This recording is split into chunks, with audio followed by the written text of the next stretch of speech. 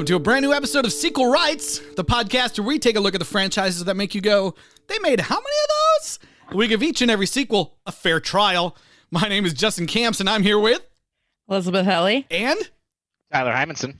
Oh, and we got a crazy episode for you guys this week. We're talking about Spy Kids 3D. Game over. And Game over. That's Game right. over, man. Game over, man. And now, before we get into what makes this episode so exciting, we got to do our usual intro before we get to all the exciting stuff. So, Eliz, where can people reach out to us? Yes, please send us your questions and comments or anything else via email to sequelrights@gmail.com, or you can find us on social media on Twitter, Instagram, Facebook, or our YouTube channel by searching Sequel Rights. And please rate and review us, but also go back and check out our back catalog out on YouTube or wherever you get your podcasts. We have tons of franchises logged. Way too many of them at this point, but we got your Tremors, we got your Child's Play, we have all sorts of fun stuff. We guarantee at this point we've hit something that you'll remember from your childhood. So That's right. Go back and find those episodes; they're a lot of fun. I mean, Home Alone. Who doesn't remember that from their childhood? Come on. I mean, who isn't Home Alone? Who isn't Home Alone? I mean, actually, who is? Everybody's crowded at home. That's right. And yeah, if you're a first-time listener this week, we're happy you're here. Thanks for being here. And you chose a great week to tune in because we have an exciting interview this week. We are interviewing the one and only Alexa PenaVega. Right now, we're so excited about this. We want to put it at the top of the episode, so you made sure to hear it. Tune in, and here we go with our interview with Alexa PenaVega. All right, well, we have a very special guest for you guys today here. We are so excited to be able to have Carmen Cortez herself, Alexa. Woo-woo. Yeah, Alexa PenaVega is here with us. Alexa, thank you so much for being here. Hey. Sorry for cutting you off, but like Carmen, I had to get her a shout. Oh, yeah, of course. Absolutely. Well, This is awesome. I love that you guys are doing this. Oh man, yeah, we but just before this, we were watching all these awful Bring It On movies, and Spy Kids has been such a breath of fresh air for us. Like, Oh, great. Please tell me you stopped at 2. well, we actually watched the third one just this week, so Yeah. Oh, sorry. it's all right. That's our whole thing. We gotta watch them all. Yeah. That's We what go we against do. the premise. You just so you know, the third one was actually not supposed to be a Spy Kid movie. Oh, really? It was a whole Wow. other movie that last minute they ended up changing to a Spy Kid movie, which that kind of is a lot of the reason why Carmen comes in so late in the game. And it kind of the way he did like Shorts and all those other interesting movies after Spy Kids, it was kind of a part of all of that. And somehow it just became a Spy Kid movie. That's crazy. That's crazy. Yeah, Like, it's so crazy how like that can just be like that would never happen now. Of No, like, oh yeah, we no. shot most of the movie, but like now it's a Spy Kids movie. Yeah. Also, by the way, these were Weinstein films, so a lot has changed. Yeah. Yeah. Okay. It did not go unnoticed. Yeah. Yes. Yep.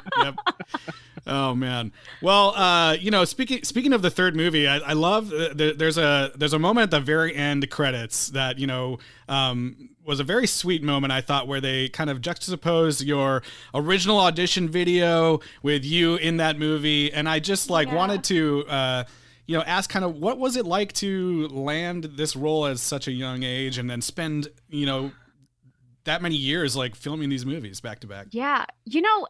Here's what I loved about that time in this industry. Social media wasn't a thing. So when, especially as a kid, we were so just still in awe of everything. There wasn't this like ego. There wasn't this like, oh my gosh, we're going to be Spy Kids. It was genuinely just kids playing dress up. We would show up to set and we were as thrilled as a kid going to a theme park because they built these sets. I mean, if you even look at the first movie, Floop's Castle, they built that. All those caves, the safe house, all of the props. I mean, they literally had airport hangars just completely built out to be just the coolest sets ever. So as a kid, you walk in and you're like, this is the coolest thing ever. I mean, I think even as an adult, you walk in and you're like, we're so used to CGI now that they don't actually have these sets built out. But then they did, and it was spectacular. It was like going to Disneyland. That's like the greatest place. Like, that's the only way I could describe it. Yeah. So sorry, to answer your question, there wasn't any expectation other than like, this is so much fun. We're having a blast. And the one thing I will never forget, they did this screening for the very first Spy Kids in Las Vegas. I don't remember. It's like some special event where they premiered the movie for the first time, and it was in Vegas. And I was, I think, like 12 years old, and I had not seen the movie yet. And Robert wanted to make sure that nobody, like the kids, did not see the movie at all. So this was the very first time. And that feeling, that excitement, I've never had that since. Like, I mean, I've had other exciting moments, like I birthed my children.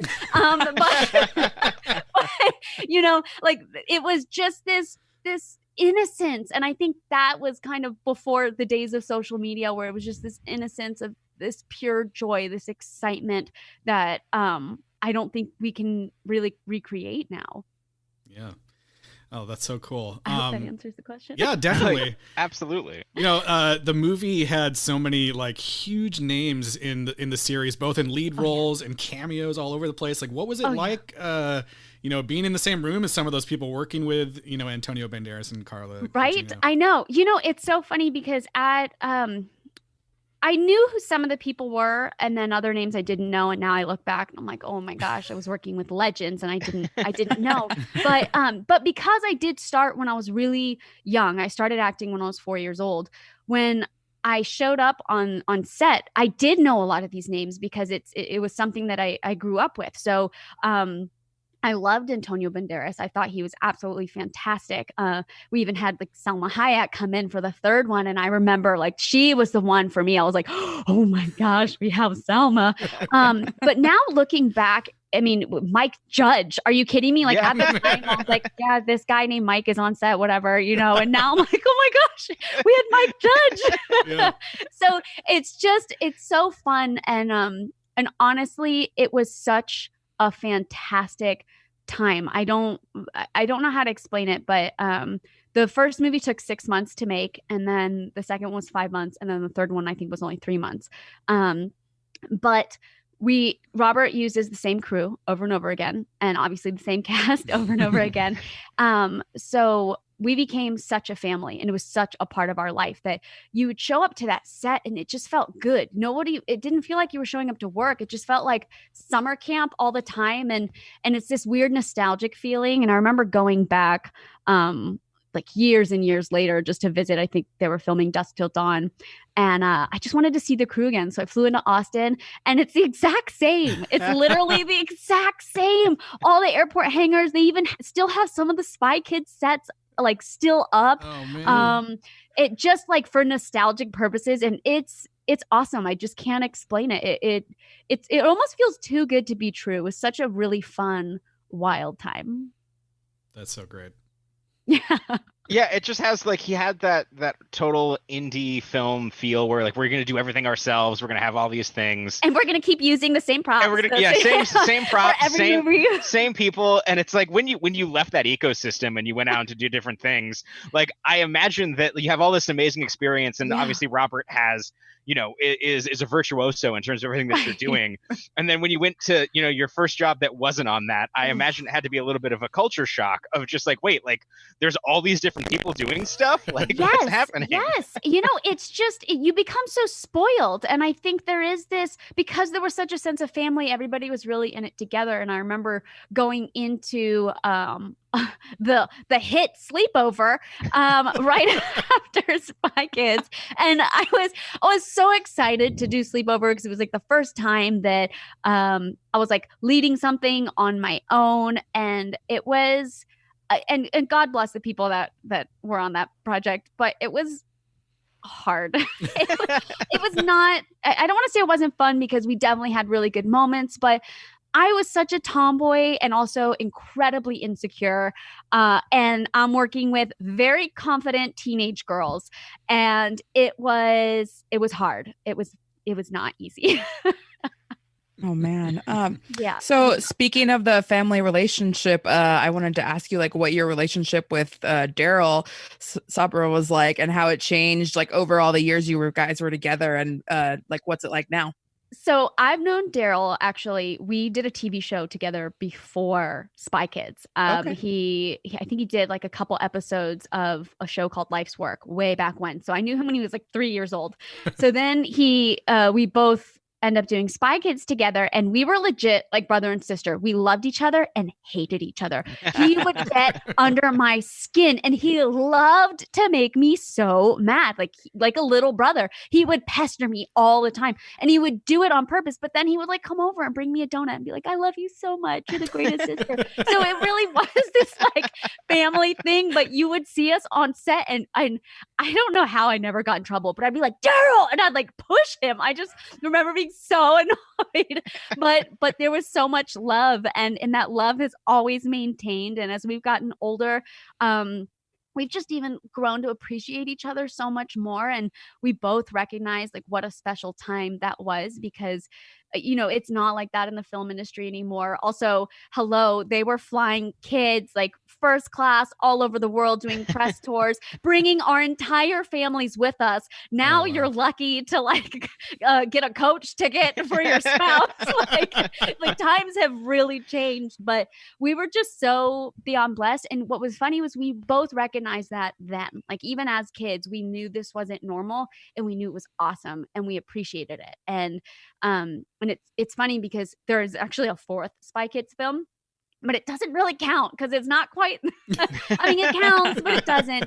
And when we both came back for it, it was funny being back on set because there was that nostalgic feeling, but having new kids there and them going like, we're the new Spy Kids.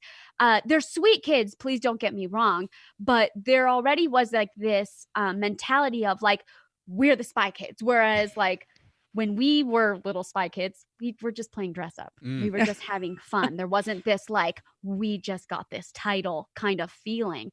And I think that that's something, I don't know if it's necessarily social media. I don't know if it's like parents or just this industry. But we were so sheltered from that, both me and Daryl. So I feel like growing up in the industry and now our relationship, because we still maintain that innocence for so long, we came out okay. so yeah, me and Daryl have a fantastic relationship. He's married to the wonderful and gorgeous and talented Megan Trainor, who is also just awesome. And yeah, I think, yeah, we were just talking earlier, and he's great. I really love him. That's my lifelong brother right there.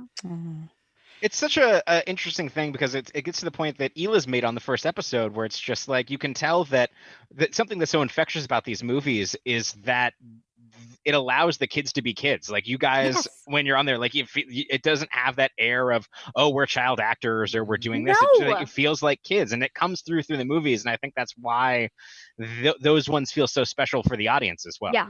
I agree. We were discovering just as you were, if that makes sense. Like there was no pretentious little precocious child actor going on. Like, by the way, watching it again though, and looking back, when I was watching the first one, I was like, gosh, we were so bad. And then watching the second one, like I at least was remembering all the awesome things that happened behind the scenes. I mean, the second one was like the best one to make. It was so much fun.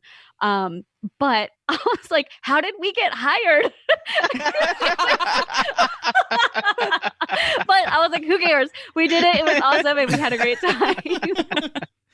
Oh, that's so funny. The second movie has, I think, one of our favorite moments for us. The movie ends with this big like song performance from you singing Isle of Dreams, and like we love this part because we've seen so many movies where it has like this, what feels like a tacked on like, all right, music video ending. Time to sell the latest pop star music video. And I love the way that Robert Rodriguez like worked this into the story, and that you're like undercover as a pop star. Right? Yeah. And we were just wondering what it was like to film that scene and just be goofy in that moment. So, so growing up, I was super into dance. And I was like all about hip hop. I loved hip hop. I thought I was awesome. So at the rap party for Spy Kids, we did a hip hop routine, and it was a couple of the stunt girls, a couple of the PAs. I kind of came up with this choreography, my 13-year-old self or whatever, thinking I'm awesome. We do this whole hip hop routine, and Robert was like, that was really cool. I didn't know that you could dance like that. He's like, can you sing too? So I just like belted a tune just for fun. And then a month later, he called me up. He's like, can you sing for me one more time? And he asked me to like sing a couple different notes. And I did. And he's like, awesome. I need you to come to Austin next week. And that's literally how it all came about. Because in the first one, we had, oh my gosh, what was their name? We had like some other people doing some Spy Kids song, like Spy Kids are gonna rule the world, like funny, whatever. And he was like, why don't we do it ourselves? Like, I don't want to do that again. And they were nice, don't get me wrong, but he's like, let's do something different and really cool. And because of the rap party, it kind of inspired this thing. And then he even went on to do it for Spy Kids 3 as well, which that was insane because we literally performed in front of the Capitol at the premiere of Spy Kids 3. So that's actually where that took place. Oh my gosh. Wow. Yeah, that was All right. That's crazy. So speaking of that second movie, in the second and third movie, I was really charmed by your little like teenage flirtation with this Gary Giggles guy. And so I wanted to ask you like what it was like filming that, and if you actually like felt any kind of crush on this dude or on anybody else like that was around filming Spy Kids. Oh, the love triangles of Spy Kids. So Matt O'Leary, my dear Matt O'Leary, absolutely love him. Had so much fun. This was like, you're 13, everyone's hormones are like out of control, and the crushes mean everything at this time. And Matt had this stunt double who I was just head over heels for, and who was a kid. Like all the stunt guys were kids, like all the stunt kids. And I was just like madly in love with this guy. And he ended up being my first kiss. And then we got in a fight. So then Matt was like trying to swoop in. So I ended up like kind of seeing Matt for a little bit. This, by the way, went on for like years. It wasn't like this was just on set. But I basically dated his stunt double on and off for 6 years after. Whoa. After that movie. It was crazy, but I'm still super close with the Dashnaughs, who are the stunt family, and they're fantastic stunt coordinators. You'll see their names on everything. But yeah, again, like it was so special. It was literally like summer camp. So those love triangles. I mean, it was the first time that I can tell you that my heart ever felt that way. And it all happened on set. Oh, sorry, I'm like hitting the mic. It all happened on set. So those are feelings that are just so nostalgic that even now people will call me and they'll be like, do you remember when that happened on set? Like just silly little things. They were all such a part of my life. It was so special. That's awesome. You mentioned the stunts, and I'm just curious, like obviously that there was a bunch of stunt stand-ins and other people, but for your roles in the movie, have there were any like crazy things where, I know that for 2 they have you up on those rocks with some safety wires and some things like that, and I'm just curious, like as a kid when you're kind of being put in those situations, what that was like, and if there was anything that was particularly scary or particularly super fun. Did you talk to anybody before this? No. No. I can't believe you are saying this. Okay. So I'm sure everybody except the people that were on set will deny this. They'll probably talk about it now because footage was burned. But I think it's been long enough, and Weinstein's probably going to jail, so we're good. So basically, the rocks in Spy Kids 2 we're on an 800-foot drop cliff in a place called Lajitas, Texas, and we are right on the border between Mexico and Texas. And we bring in this huge crane because there's a part where the flying pig, the spork, is going to come pick me up and take me off. You see it in the movie. Well, we were doing that for real. That was not a green screen. They brought in the crane, and it was going to swing me from one side of this 800-foot drop cliff to the other. And I couldn't wait. I'm telling you, I could not wait to do it. Okay. So I'm at the tip of this cliff. I'm pretending to fight all of these skeletons, and I'm harnessed into the rock, and for the next shot, they have the crane in, and they connected me to the crane. So we got the crane, we got the rock, and I'm hooked to both. And you just hear, No. and it's literally slow motion. It was not fast at all, but it was completely silent except for the sound of the crane falling. And thank God for, I think it was JJ Dashnaw. I have to go back and ask, but one of the Dashnaws just like took me out casually, like, we're good, everything is good. The crane falls, all of the rocks are shaking, everyone is just quiet, no one's screaming, no one's making a noise, because everyone is convinced that people are dead, like for sure dead. And it was like, looking back now, I'm like, I should have been ripped apart. Like I was connected to a rock and this crane, the crane is done. And thank God everybody was fine. We ended up not shooting that part. And we shot that later in front of a green screen, and we took the day off to recover, and we went right back the next day. Wow. Oh my God. Man. It was insane. I do know the crane operator broke his ankle getting out of it. Oh, But other than that, it was a miracle that everyone was okay.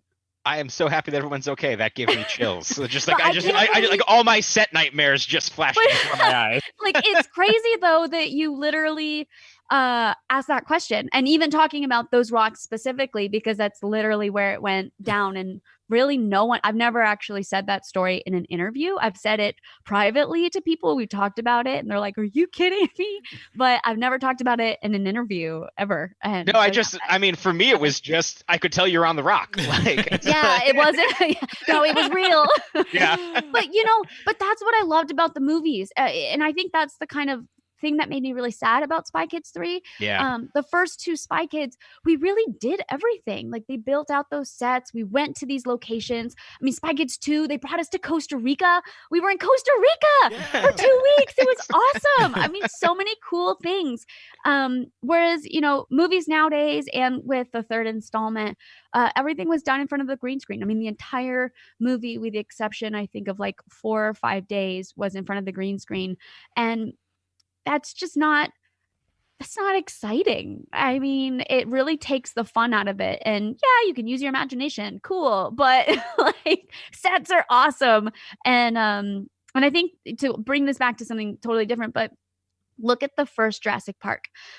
Look at the puppets for those dinosaurs and how cool they looked versus, now I love the new ones. I think Chris Pratt killed it. I think they did a really great job. Mm-hmm. But these are popcorn movies versus that first one. You were in it. It felt real, and it felt like, yo, I'm watching a movie. This is awesome. There's a crazy stat about that movie that I read recently, that there's something like 80 visual effects shots in it, which doesn't make sense to me. Like, but the count is incredibly low on like the original Jurassic Park. Like, now movies today have like 300 or even more than that. But like, it's a shockingly low amount. I mean, think of what a puppet would cost to make, right? Whereas now they're like, we'll just CG it because it's so much cheaper. But you also then cheapen the value, like the quality of what you're watching. And CG is fantastic. I'm not gonna dog on people who do CG because it's hard work and they do such a good job, but there's something like, you can't replicate what those puppets did. Mm-hmm. It was phenomenal. It was so phenomenal. That's actually something I wanted to ask you about in 3, because you were actually one of the first people to work on some of those all green screen sets of and then Robert Rodriguez got far into that afterwards. Oh yeah. But you're standing alongside all these different people, and Elijah Wood as well. Yeah. But it was just such an interesting thing of like, wow, like at this time, even though you worked with all these legends, in 2003, you had more experience in what the future of acting would be for most people than most people at that time. It's crazy. But you know what? At the time, we knew it was special. Like, Mm-hmm. we knew it was different. We knew it was awesome. And I think that's why, the third one, we were so thankful that we were even coming back for one, because we weren't supposed to. It was just supposed to be one, and then we were fortunate enough to get a sequel. So when the third one happened, it was a surprise for everyone, and it was awesome. But I do think don't want to say the magic was lost, because we were all, it's not about the sets. It was like about the people that you're working with. It really was.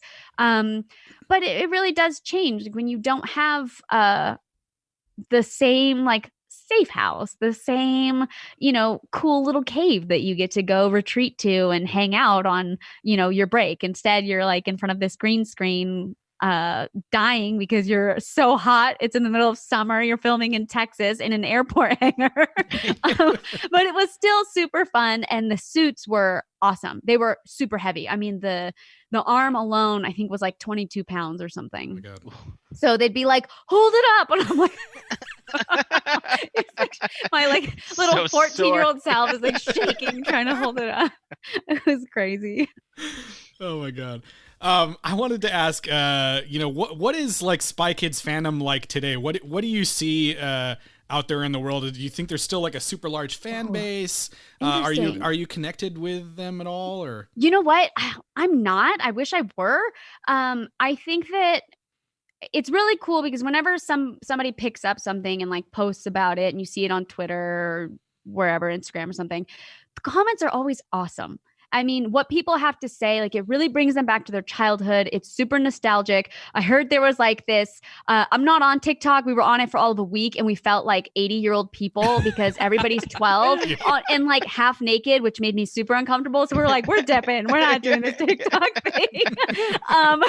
But basically on TikTok, there was this whole thing going on. Like, I don't remember this shark scene. Why are people talking about some shark scene or whatever? No, we did film in the first Spy Kids. We filmed the shark scene, which also, like, a fun fact, while we're filming the shark scene, it was so hot in Texas. We're shooting in front of a green screen. We are in these like undergarment things, harness, garments over it, and then like for real wetsuits on top of that. Oh so we're pretending to swim and we're like, all of a sudden you just see me go passed out, hanging there like heat exhaustion, craziness.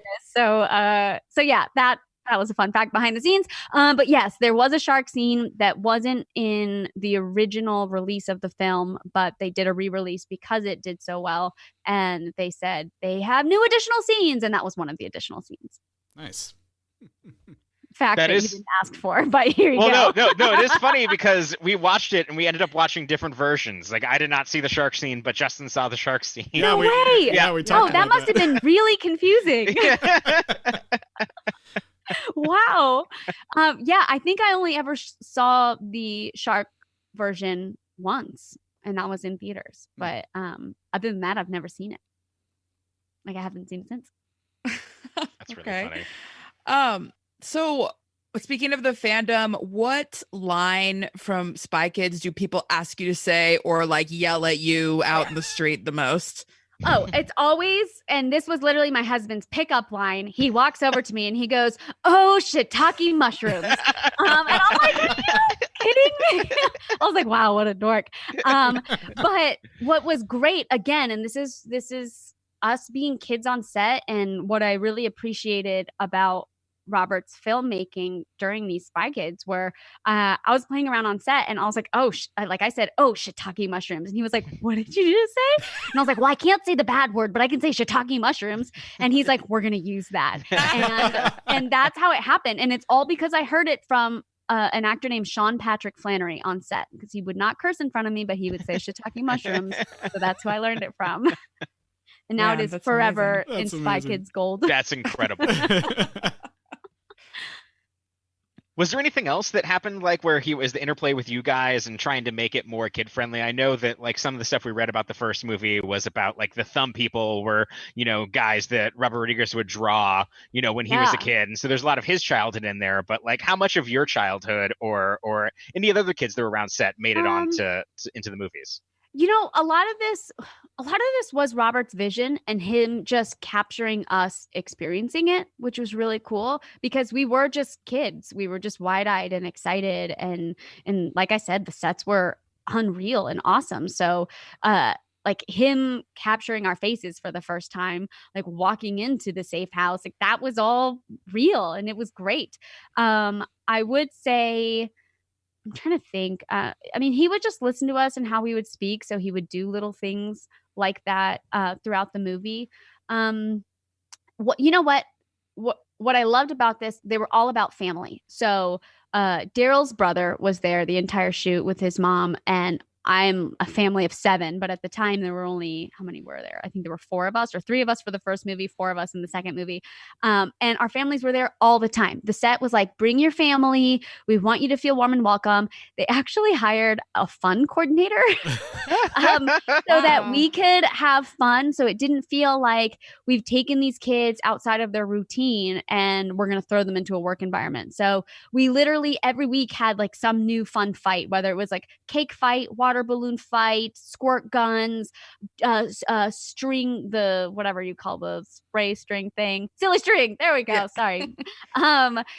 They just made sure that we were having a really good time and that we were still being kids, that we weren't like these little actors. We were kids. We were literally in the field searching for scorpions and being kids.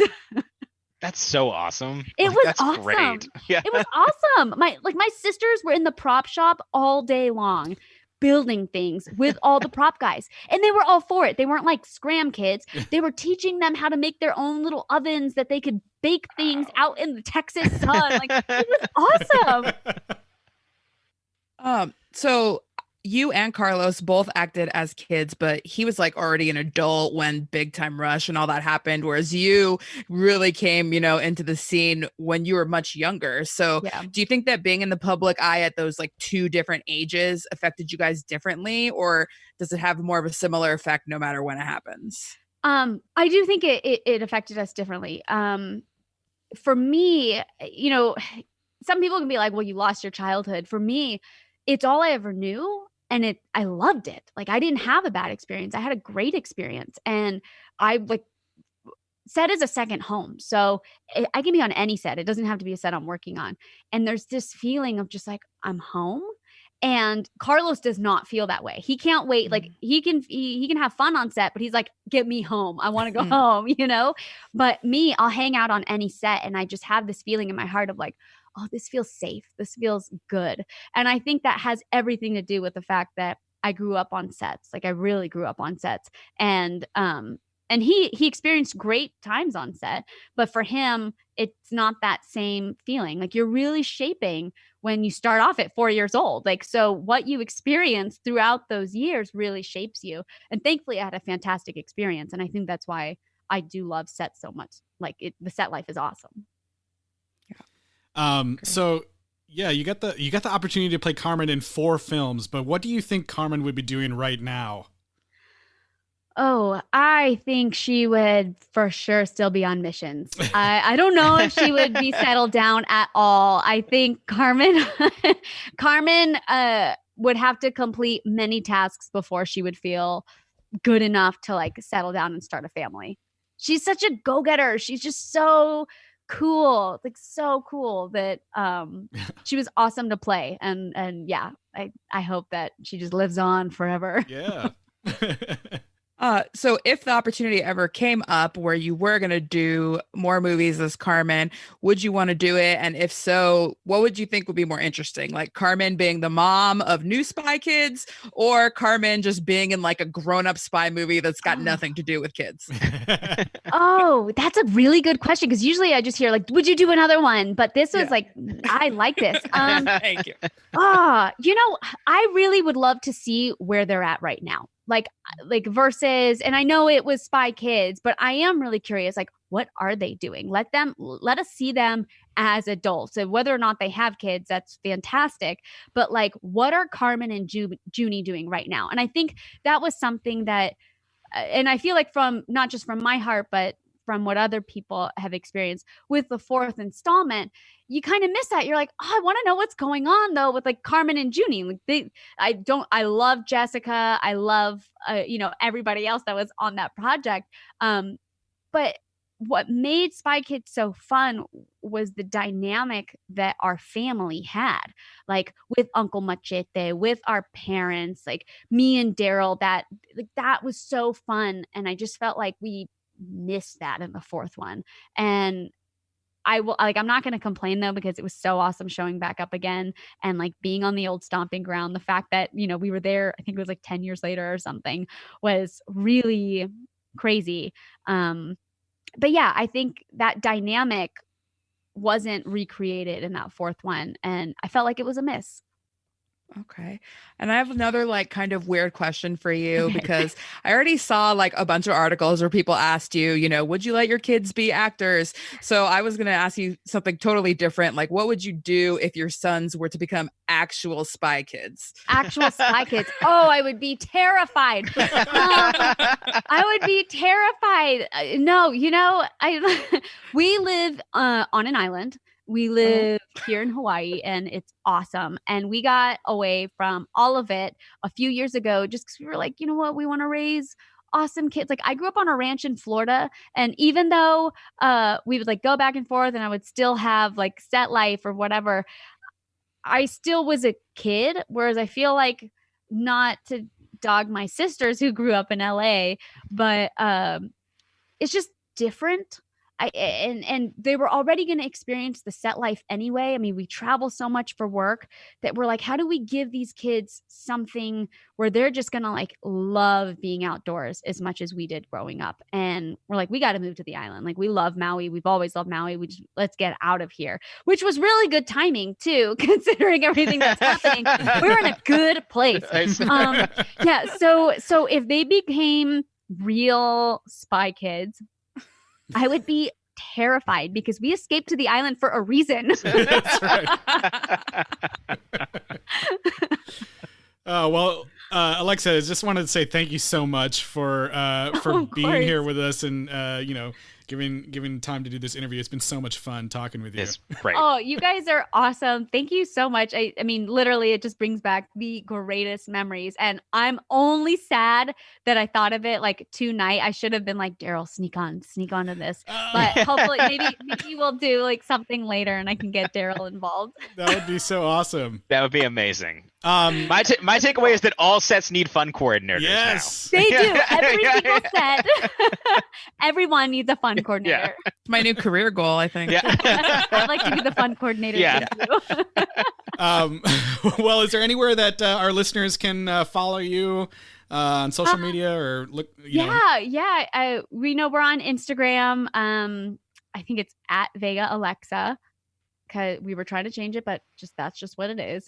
And my family and I, we do a little vlog that just randomly happened one day and it stuck. And that's called Lex Loves Los, kind of a play on I Love Lucy a little bit. And Nice. It's just us and our life here on the island. And you both have a new movie out right now too, right? Mighty Oak. We do. It's called The Mighty Oak, and it's not streaming, but you can buy it on, like, I guess, is that considered streaming? I don't know. I think. Because you can purchase it on all these streaming networks. Streaming on That's right. demand. Yeah. Streaming on demand. That's the phrase. Yeah. On demand. Yeah, and then we do a bunch of stuff for Hallmark. So we have a couple movies coming out with them, and then we're going to start finally going back to work. I think within the next 2 months, which apparently sets are going to look completely different, which makes me really sad. So it'll be interesting. It'll be very interesting to see what happens. All right. Well, thank you so much. And on that note, goodbye. Have a good one, folks. Yeah. 2020. Oh, wait, hold on. Right? Hold on. I cannot leave you guys without saying my full name. Okay. Yes, do I have it. to say, Yes. okay. Oh, you have to do it. Yes. You guys, I have to. Okay. Carmen Elizabeth Juanita Echo Sky Brava Cortez. I think I just heard some. I think it's like written wrong, and people like will type it out, like send it to me, and I'm like, no, that's not the name. So that's the official name. Nice. You're like, I know my own name. Yeah. Right, guys. Yeah, I think I just Guys, heard some thank secret door you. open somewhere. So. I know. Yeah. Actually, I gotta go shut it all now. Yeah. Anyway, thank you so much. You are awesome, and yeah, thanks. Thank you. Thank you. Thank you. Bye. Bye.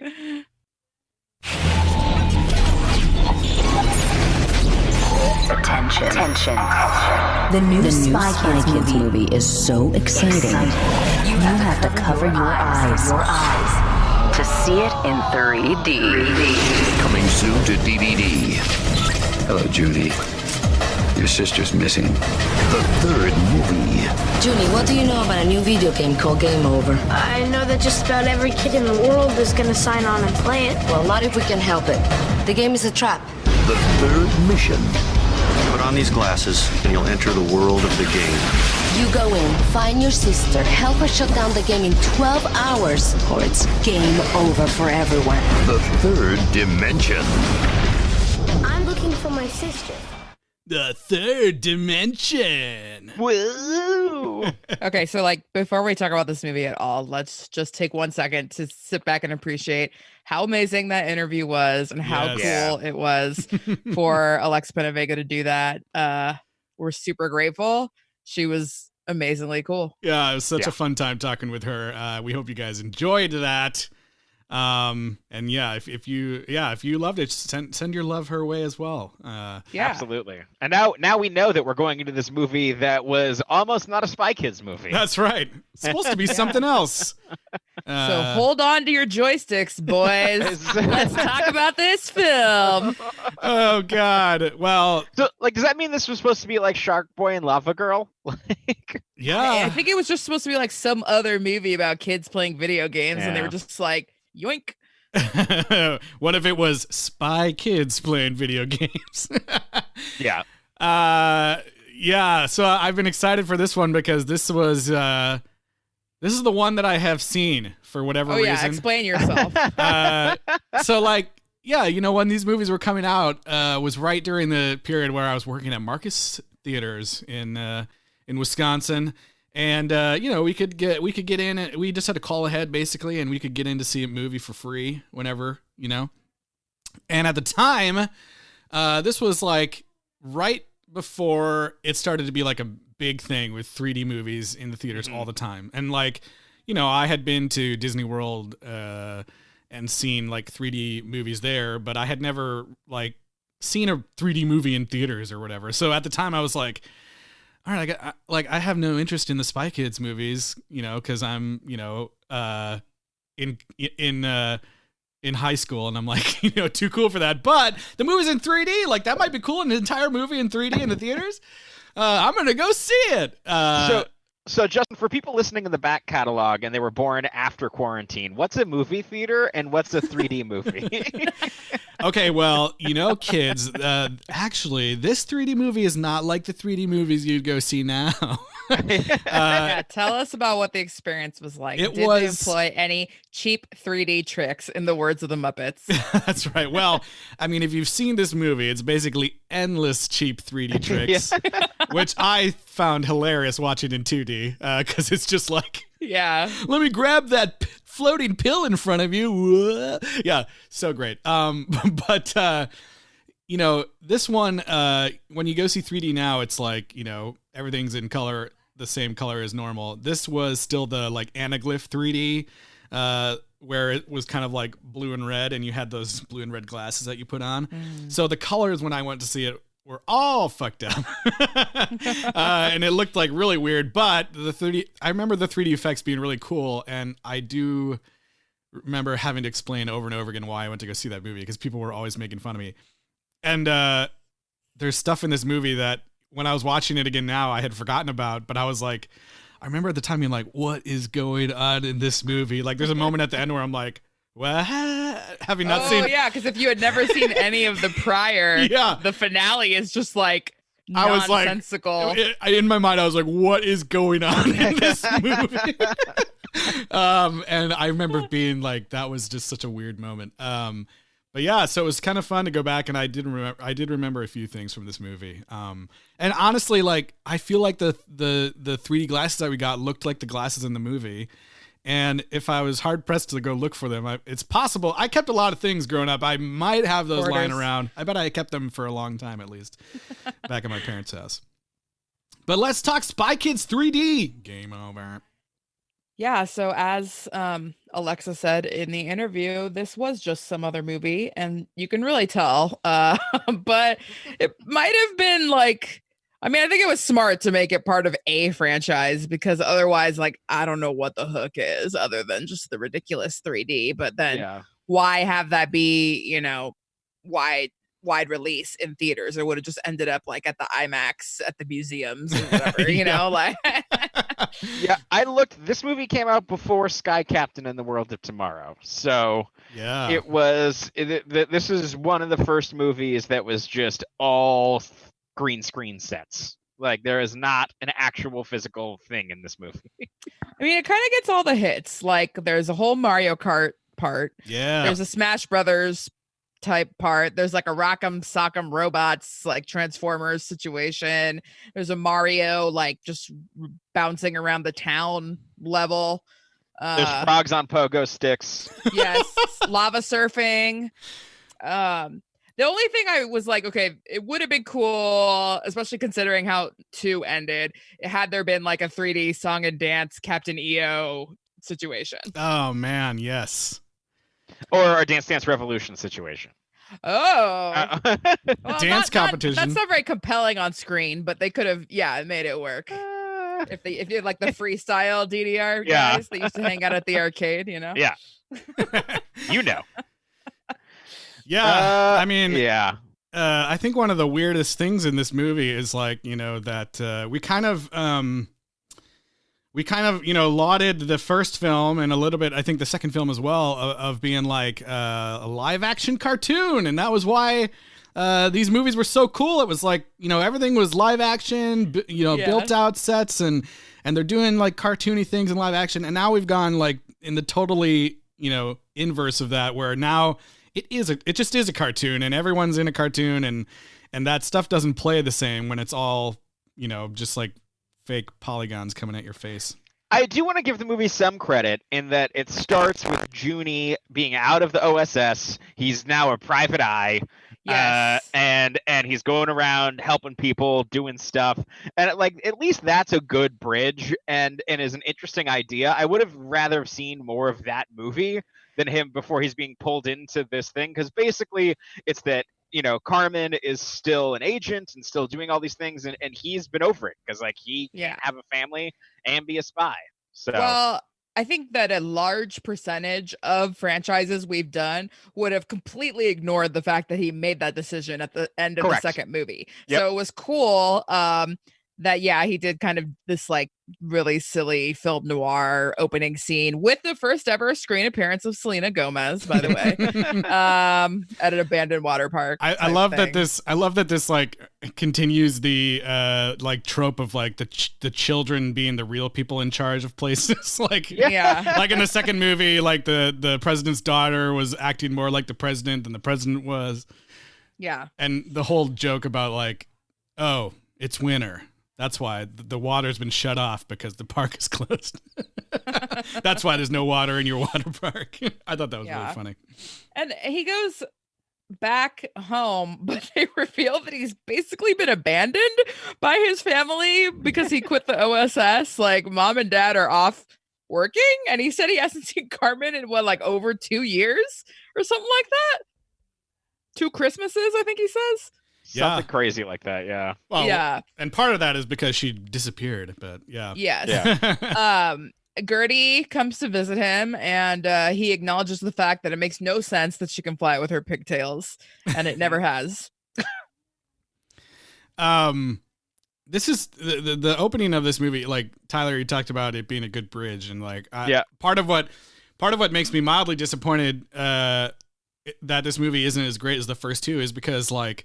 I think now you know, correct me if I'm wrong, but like I feel like out of all the franchises we've watched so far, like these 3 movies are like firing on all cylinders as far as like, you know, continuity, sequel continuity, like everything's happening.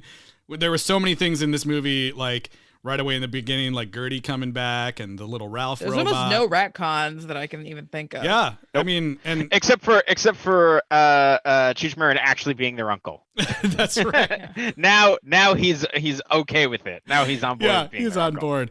But I think it's really interesting. And like also, you know, I feel like this might be the first time that we're watching a franchise that's like completely written and directed by the same person the entire time. Yep. No one else. Pretty close, yeah. I mean, I know we've done other ones where it's a lot of the same people involved, but like not the same director and everything the entire way through, I don't think. Yeah, like art director, like the crew, like everything. Yeah, Boom operator. Yeah. So I think that's pretty crazy, and we'll get into more of like the sequel stuff that's coming back in this one. But I just thought, I thought we should point that out because like we have a lot of movies that there's a sequel and there's like so little connection or anything to the first film. And these ones have been really great on that front. So speaking of continuity, it's not a retcon, but it is very strange that Mr. Giggles has been forgiven and allowed back into the OSS after trying to take over the world because his wife, what was her name? She had a weird name too. It didn't start with G. Hayek. That was but it was Selma Hayek. Yeah. Yeah, and she said that she had basically kicked his butt, and now he is back at work. Yep. And it's kind of funny because you don't see Gary Giggles like till the very end. So I was kind of like, the dad got to come back to the OSS, but the boy didn't get to. That's like pretty harsh, but apparently he was also forgiven. Salma Hayek's character is Francesca Giggles. Yes, yeah. Yes. Doesn't start with a G. So I did think like, I mean, yeah, it's weird, but like Junie does give him a look like, what the hell are you doing here? Yeah. So it's like somewhat acknowledged that it's weird that he's there, but yeah. So yeah, they basically brief him that there's this video game that's a trap. Yeah. And it's a video game that he was about to buy. Yeah. True. Ago. And it has captured poor Carmen. She has been captured inside one of the levels and subsequently lost for half the movie. Yeah, and it's kind of funny because he's like, why did she go in there without any backup? And like, well, her brother didn't want to be in the OSS. And it's like, what, you didn't have any other agents that could be her partner? I know. Everyone has to come in a sibling pair? Like...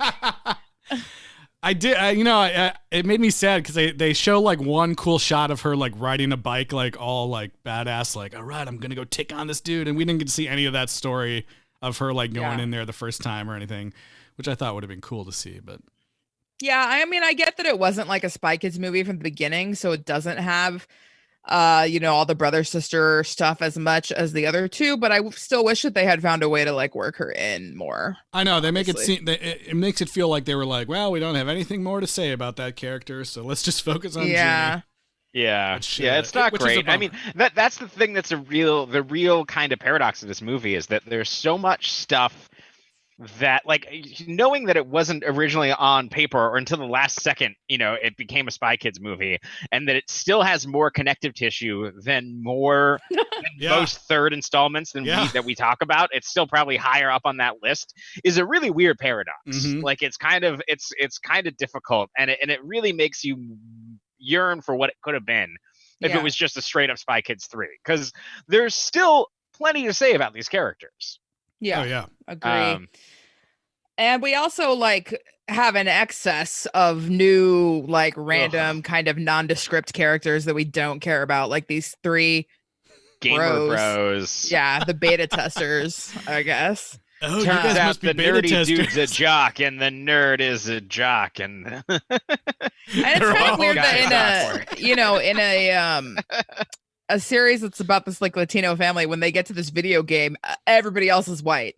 Like it's like you had 3 kids and all 4 kids that you meet in the game, and they're all white. Like whatever, But like, yeah, I mean, I think they're like Italian. Well, you might have to blame the toy maker for that one. That's true. The toy maker. Who we have not talked about yet. This is the guy last week that I was like, I can't tell you who's in this movie. I'm so excited. I'm so excited for you guys to find out who the new villain is. Oh my god. I mean, let's just talk about it. Oscar winner.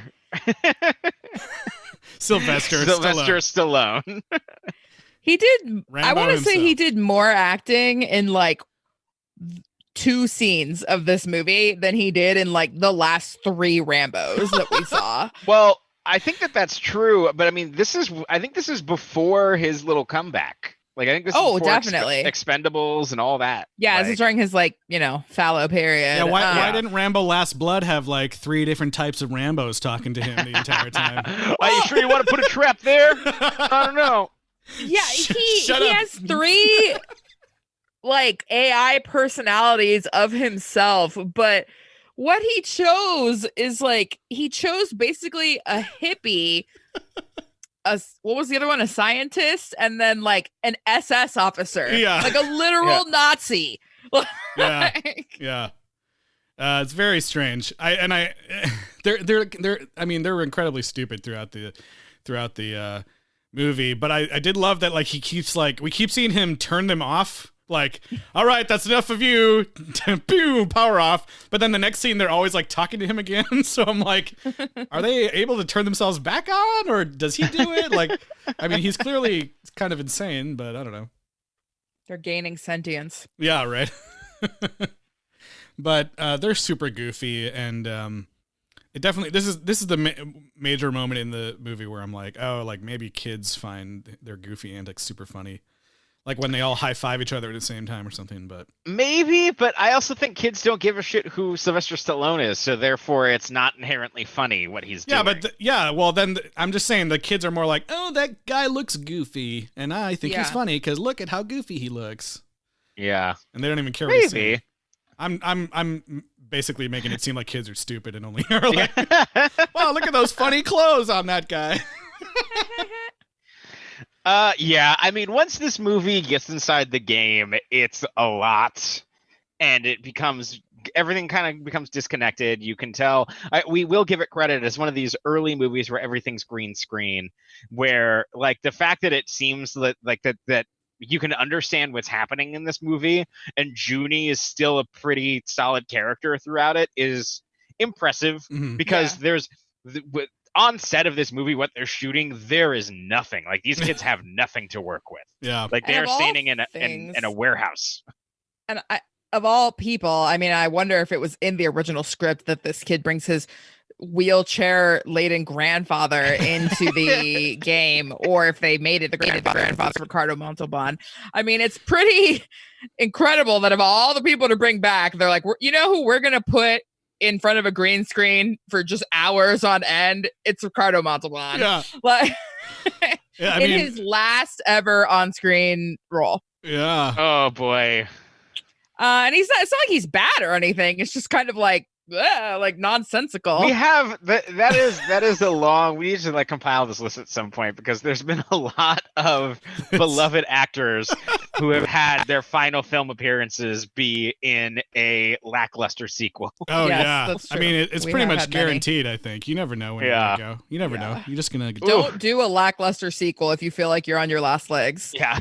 Attention, all golden silver aged actors out there. Yeah, we're looking at you, Orson Welles as Unicron or whatever.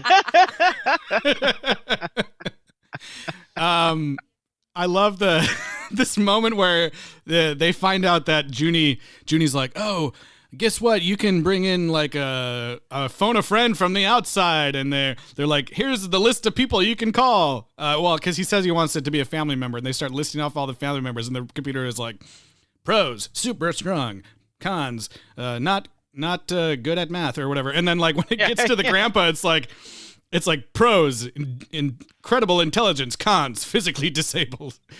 And I was just like, oh god. Well, and Junie's like explanation for why he chooses grandpa makes no sense, because he says like, oh, he hasn't used his legs for so long, so therefore all the strength of his legs has moved to his upper body and his brain. That's like making him stronger there. And it's like, I don't think that's how that works. And also there was like a way nicer way to say that, you know, and that like, oh, he's more resourceful, or he has more, you know, like he could think more creatively about how to get me through this. No, they just said like, oh yeah, everything he didn't use on his legs is probably being used in the rest of his body. Oh god. And then I love that, Ricardo Montalban comes into the game world, and within moments, he's relegated to be just a floating head. Just a floating head. He's a floating head in a digital world the rest of the movie. Yeah, I don't even think that he was on set. I think that they probably filmed him in like a booth of some kind, like where you could like do a hit for like CNN or something. Possibly. I mean, I think maybe they got him and Junie together for some of those more like, you know, maybe scenes, but maybe not when he just immediately gets in the game and starts chasing a butterfly. Yeah. I was just it's like they spend like 5 minutes like, oh, here he is, it's Grandpa, and he gets into the game, and it's like, oh, he give him like a free leg upgrade, and then he just immediately starts, and then he's just like, okay, bye. I'm gonna go Tyler, I think they're called Mega Legs. I think they're called Mega Legs. Yes, in the movie. I just found it endlessly hilarious that he is literally just a floating head. The rest of them, I mean, it looks so weird. His body is fully CG, and so then the rest. And I don't know if they were doing like motion capture and all that stuff. I don't think so. If they were, it was really rough. It was well, really rough. And I think a lot of them though were just floating heads. Even like the kids at some point. Oh yeah, definitely were. But anyway, we find out kind of through a whole bunch of random like expository drops that the toy maker and Grandpa are mortal enemies, and the toy maker was a spy who betrayed Ricardo Montalban. Yeah, they had some sort of relationship back in the day, and now they're mortal enemies. And he's the one that put him in the wheelchair. That's right. That would have been something cool to see too in a flashback. Yeah. Really? I don't know. Yeah, it's like essentially the toy maker was like part of, I guess, not the OSS, but whatever thing that there was. I mean, it is kind of funny. Like he's been trapped in this game, and Mike Judge, back is just like why was he trapped in there? It's like, I don't know. It's a long time ago. Nobody remembers. Yeah. Well, it's really confusing. They don't really explain. Yeah, I did think that was funny, but they don't even explain like.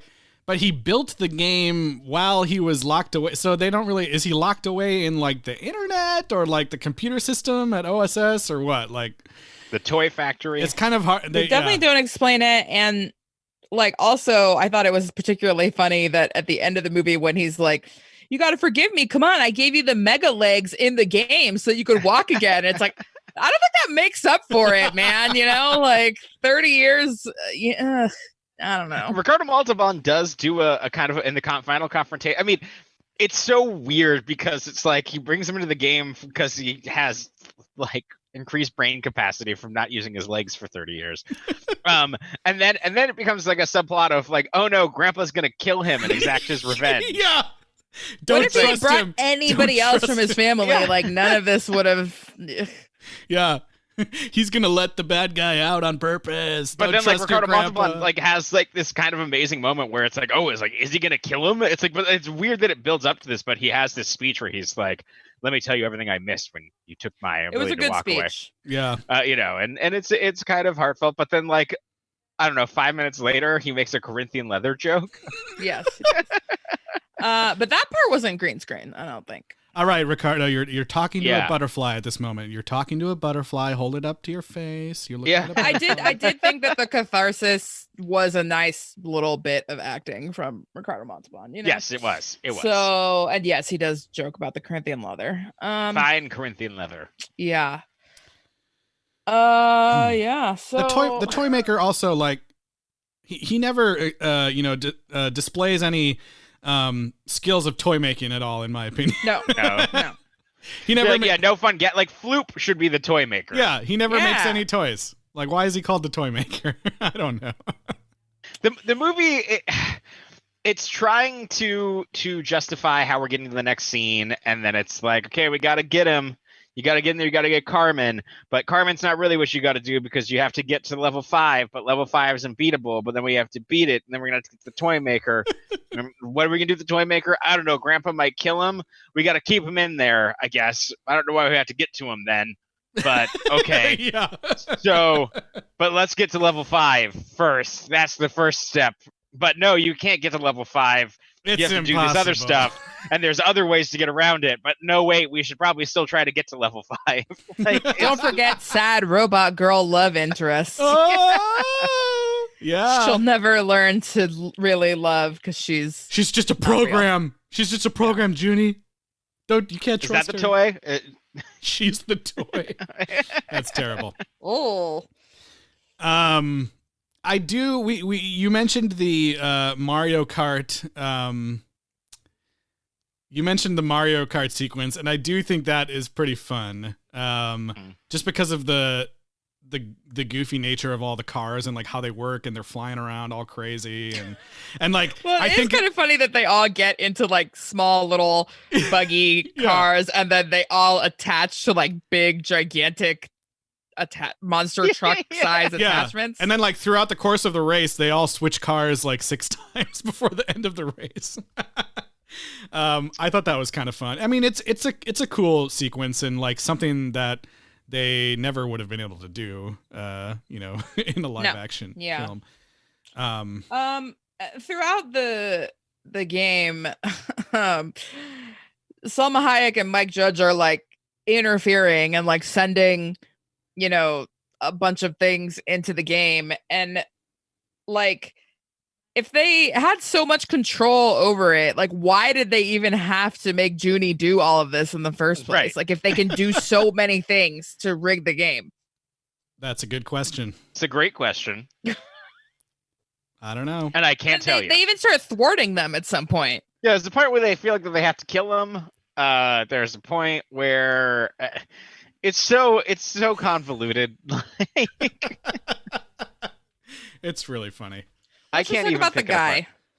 The guy? Tyler, are you the guy? No, the guy? Are you're you not the guy? Oh, he's the guy. He's totally the guy. You're not the guy. I'm the guy.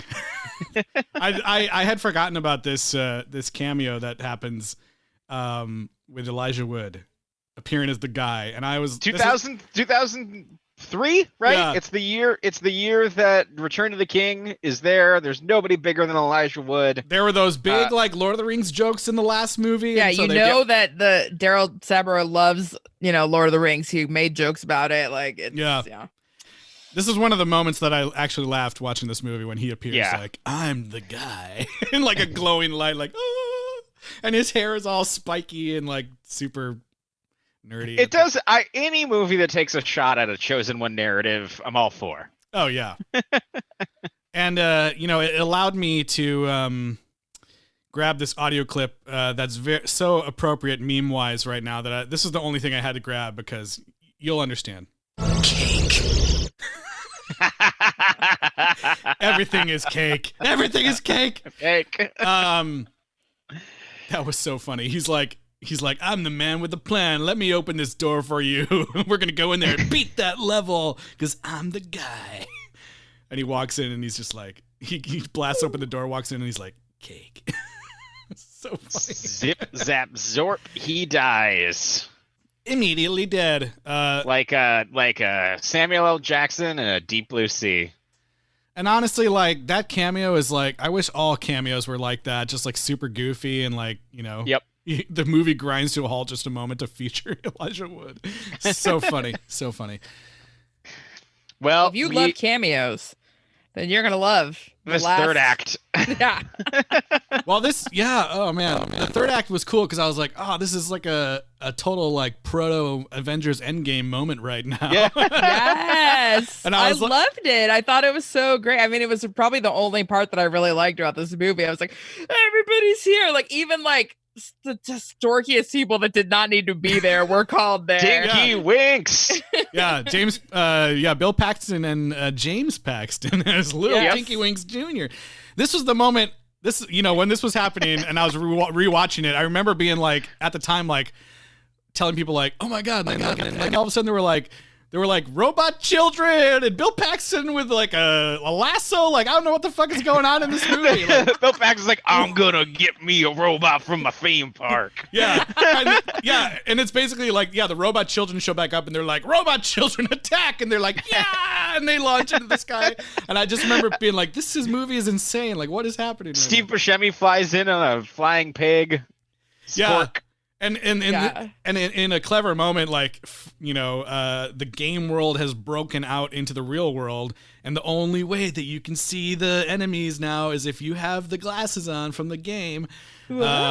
Just like, you putting on the 3D glasses in the theater. I'm sure kids loved that. And I love that, they're handing out glasses to everyone as they arrive, and then Steve Buscemi gets the broken cracked glasses. The cracked glasses that match his cracked glasses. I know I sent you this GIF earlier. There is that amazing GIF of Antonio Banderas like throwing all the brains. That was so funny. All the family members except for Carla Gugino for whatever, she doesn't get like a big introduction scene, but you get a scene of when he's like calling all the family members to come meet them, and Antonio Banderas is like, just this one last piece on the fifth brain. Nobody talk to me. I'm gonna finish this, and we'll have the fifth brain, which is like another like amazing callback to the first movie that if you hadn't watched, you'd have no idea what's happening. Yeah. And then it's like, sir, it's your son. And he immediately like shoots he like kicks all the stuff off his desk in this super dramatic, awesome looking fashion. And they all fly, all the beakers and brains and stuff fly towards the screen. And I think it's really cool. This was a moment where I was like, yeah. Having now watched I did like all the the movies. ending. Because that rarely happens in these sequels. And I know you mentioned Avengers Endgame, and like that was revolutionary when we saw that. We didn't know about Spy Kids 3D. I know. Well, I was trying to think of another thing where it's like, I was trying to think of another thing where we've had this buildup of characters in the franchise that all show up in a later movie to help the characters defeat a bad guy. I just saw an episode Fast this and week. Furious. Yes, Fast and Furious. Yeah, for sure. but was that even that? This was before that. Even this is 2003. Yeah. So There's I was an like, episode of Avatar where it happens, and I just watched this week, and I was watching it, and I said to my roommate, I'm like, what is this, Spy Kids 3D? Because she'd seen me watching it like a couple days earlier. But anyway. Oh, that's so funny. Yeah, the ending is so great, just bringing everyone back. And yeah, again, this is just like, this is like sequel catnip to us. Mm-hmm. I was like, hell yeah, this is really happening. Everyone came back. I can't believe it. Floop's there and everything. Yeah, and like we already said, Grandpa does not kill Sylvester Stallone, and they all live happily ever after. They make it like they're in this giant gorilla robot that crashes to the ground, and they're all like, "Oh my god, they're dead!" And then like the grandpa just comes like wheeling out on his wheelchair on top of this thing. Like, how did he get out? He does have the flying wheelchair though, so it makes sense. Yeah. I don't have much more to say about this. Neither do I. I mean, Tyler. We barely. I feel bad that we didn't even really talk about Carmen's character much in the movie, but I mean, we did talk about it more in the interview. But. She barely got to be in it. You know, like I said, I wish, not just because we interviewed her, I wish that we could have seen her more as a character. And I know. It would have been great had there been a big dance number for her to do that. She does get a song, another song at the end. 2 songs. Yeah, with one of those bros sings it with her. Yeah, she has one by herself called Game Over, and then another one with some guy. Yeah. It's one of the dudes from the movie. Oh, nice. Yeah. I forgot which one because they're all interchangeable to me. The other song is called Heart Drive. Get it, you guys? Yeah. Rating? Oh boy. Okay. Well, I mean, you just got to go. How many pairs of 3D glasses? I think that's fair. I think it's fair. I think I'm going to give this one 5. 5 pairs of 3D glasses. Yeah, I see this one. Gets a little bit more hate on the internet as far as the original trilogy goes here. But I didn't want to like give it super low score because I think there's still a lot to enjoy. It's not quite as inventive, but we are a sequel podcast here, so the stuff that it does sequel-wise, continuing the character story and bringing back characters that had no business even being in the movie. By the end was like really shocking, and I was like, oh my god, this is so great. So I feel like there are things to enjoy as a sequel podcast that we are. Things to enjoy in this movie. Even though, like, you could just watch the other 2 and be totally fine. Yes. I'm also going to give it 5 pairs of 3D glasses. Yeah. I don't have much else to say about it. Everything Justin said, I agree. So I was going to give it a 4, but then Bill Paxton shows up. Not only does he say the subtitle of the movie, but he makes it a callback to Aliens when he says, game over, man, game over. So great. And it puts me right up to a 5, because goddamn, that's awesome.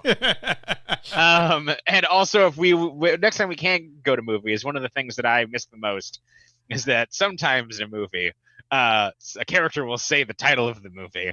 Oh, and yes. Justin and I will always lean forward and give each other a look, knowing when it happens, because it happens way too much.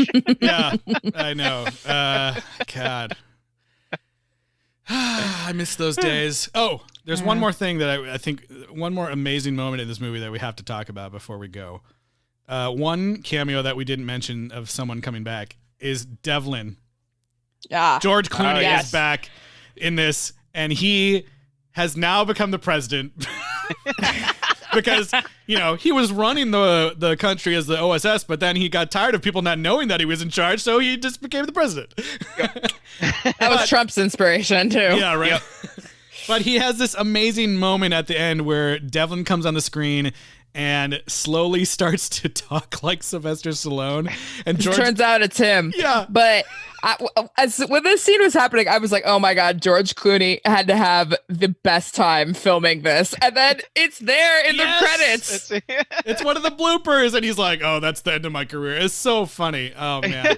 I thought it's just funny to see, like, it's so fun to see, like, someone who you see is normally a very serious actor, like, being so goofy like that. And he was probably worried that Sylvester Stallone was going to punch him at the premiere or something, exactly. you know? Exactly. Oh, man, that was a great moment. Well, you guys, I think that's going to bring us to the end of our review of Spy Kids 3D. Game over. You don't have to lament that we never gave you our email address, because I'm going to give it to you right now. Yeah. It's sequelrights@gmail.com. You can email us your questions and comments. And you can also check us out on social media on Twitter, Instagram, Facebook, and YouTube at Sequel Rights. And typically this is the part where I tell you to leave us a review on Apple Podcasts or give us 5 stars. But I think that this episode is so special, it would be even more help to us if you could just share it with somebody that you think that could enjoy it. Just the interview part, you don't even have to listen to us talk about Spy Kids 3D. It was just such a great interview. Share it with anybody you think could enjoy it. We'd love more people to hear it. Yeah, a million thank yous again to Alexa PenaVega for her time this week. Such a great conversation with her. We had fun. Definitely. And if you guys are first-time listeners or repeat listeners, if you enjoyed listening this week, don't worry. There's still one more Spy Kids movie. But this time, we're taking a little break all the way to 2011 for Spy Kids All the Time in the World. Now, this one I know basically nothing about. I only know a couple of things about it, but yeah. Yeah, this is one where I'm like, wow, there was another Spy Kids movie that came out while I was in California? I don't even remember. I can't even imagine. And we didn't go see it? Yeah, like, what were we doing? Yeah, this is one of those ones that people truly come up to me and say, they wait, how many of those? You know? Yeah. So, we'll be wrapping up the Spy Kids franchise next week. We hope you guys enjoyed the episode this week. We had fun talking to you. We'll see you guys next week for Spy Kids All the Time in the World.